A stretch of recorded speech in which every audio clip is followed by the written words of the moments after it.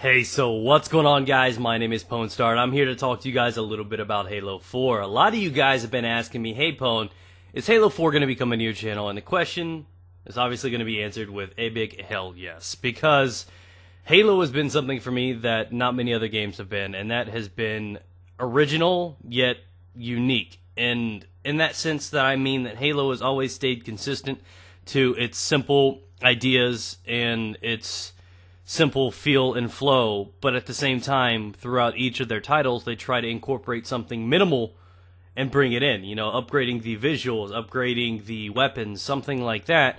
But at the end of the day, it's always the same. A lot of these popular FPS games now, you know, just try to reinvent their games. They try to not only make it look better, but bring in so many different things, and what happens is the game gets lost.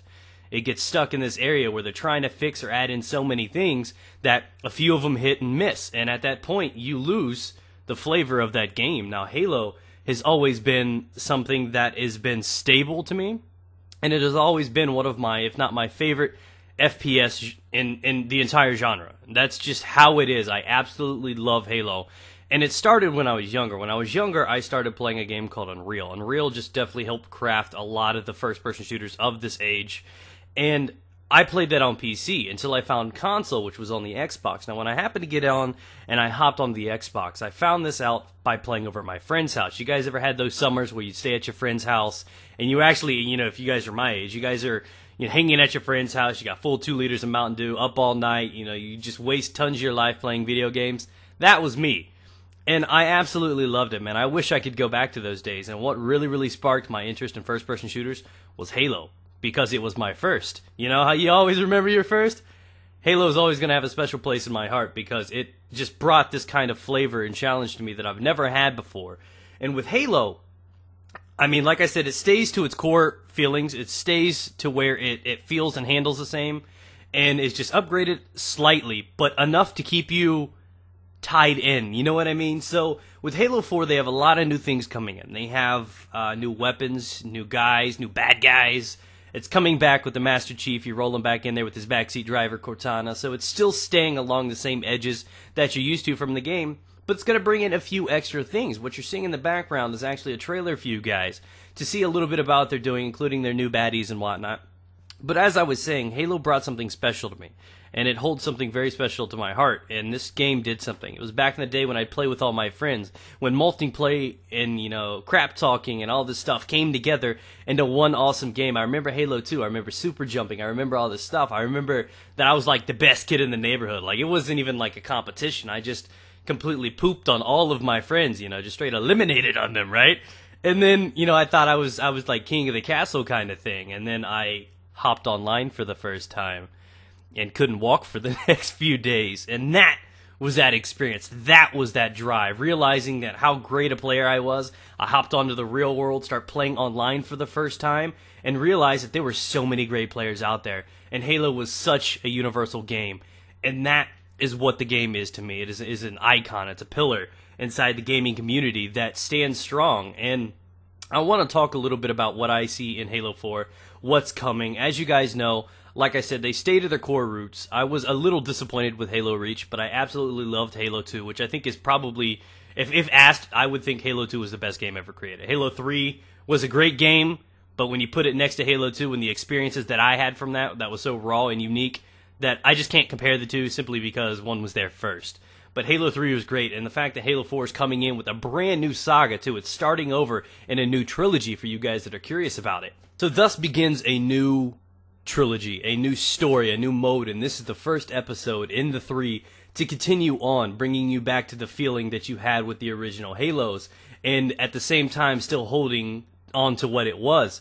So it continues the same way that you would expect it to do out of any Halo, with new added environments, new added areas. You're on a whole new planet. A brand new planet. So you're no longer stuck inside a spaceship or on a Halo or anything like that. You're now on an entire planet ready to take control, foreign planet, unaware of what's going on it, with brand new baddies, brand new guys to fight.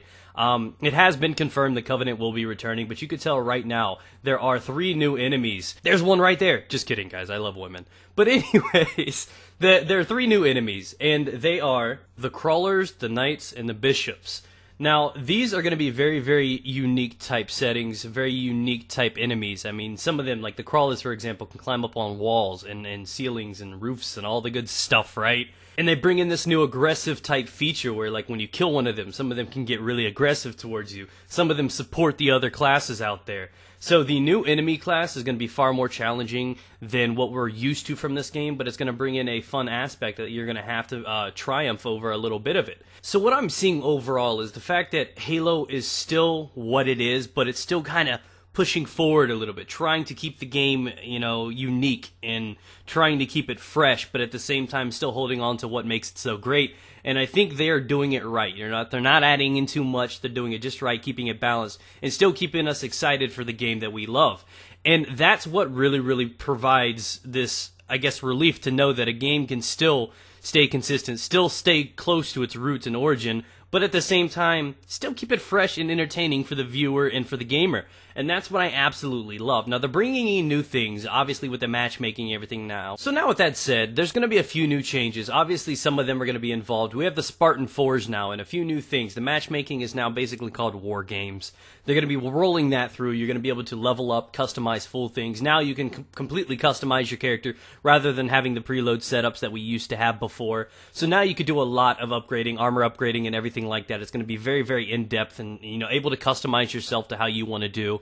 But at the same time, there's also going to be something which I'm very excited for, and it's called Spartan Ops, which is basically a co-op series that's kind of set up in episodes where you follow the missions of the Spartans in the UNSC Infinity. So 343 is told that they are going to be uploading new missions to Halo Waypoint on a weekly basis, and people will not have to pay for them, which means it's going to be available for a lot of people. I think it's going to be in seasons, if you will. So at least the first season, I think, is confirmed that you don't have to pay for, but it's supposed to be like 50 missions, and it's going to be based off of the continuation of the actual campaign. So with Spartan Ops, it's going to come in, there are going to be difficulties that I think you can change up. It's up to 4-player co-op, and the fact that we get something new every week is kind of exciting. It's like this brand new comic series or something, you know what I mean?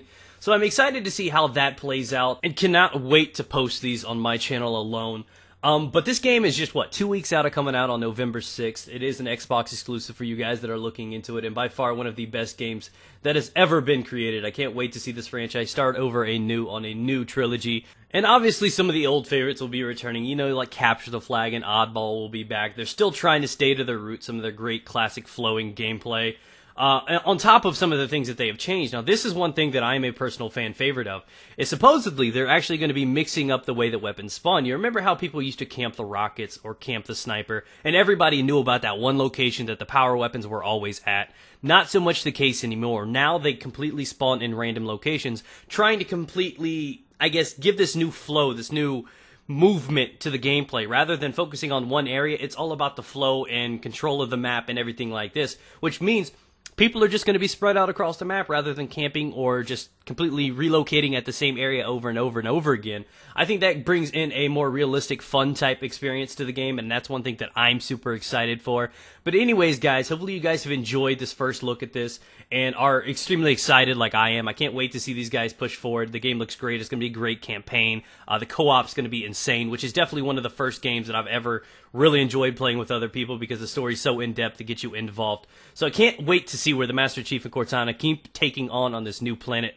So hopefully you guys have enjoyed the commentary and are looking forward to fighting the Prometheans, which you are seeing in front of us, which is the new race of bad guys that we have to fight.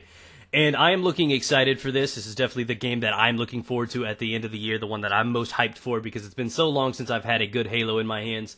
So let me know what you guys think fully from what you've heard or from what you've scoped around looking forward to of Halo 4. So thanks for watching, guys. Remember to leave a rating, a like, and favorite helps out a lot. And look into this game coming out on November 6th.